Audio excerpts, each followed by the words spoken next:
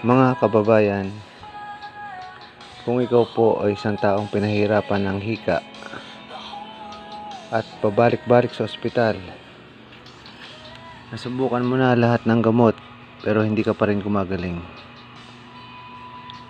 na akala mo ay wala ka ng pag-asa, ganito po.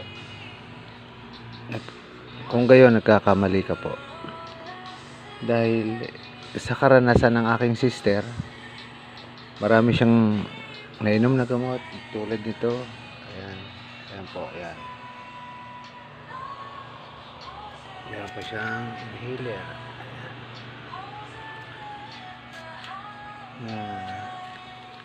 Ayan pa. Mga tabletas. Ayan, tabletas. Pabalik-balik na po siya sa ospital. 3 ospital na. Pero hindi pa siya gumagaling. Pero salamat sa Diyos, meron palang isang mabisang gamot na magpapatigil ng kanyang hika. Ito po ang Seretide. Yan. Yan po. Seretide. Yan. Para po makita niyo.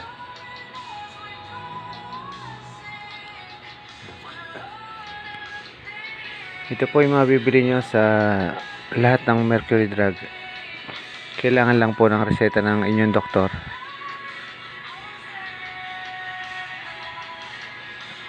Ayan po. At ang sister ko ay nakatulog na. Talagang ayan po. Ito po, hindi na pong i-save at napakabisa po nitong Seretide. Ayan, ayan po. Po siya. Ayan.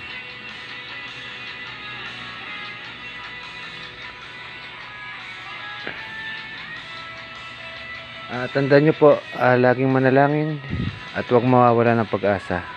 Kahit po bukan natin lahat ng mga gamot, katulad nito na hindi na tumatalab sa ating katawan, huwag po tayo mawawala ng pag-asa.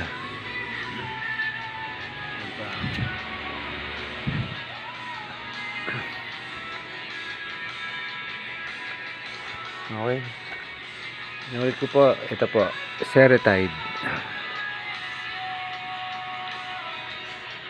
Mabisang gamot sa hika. Salamat po sa panonood.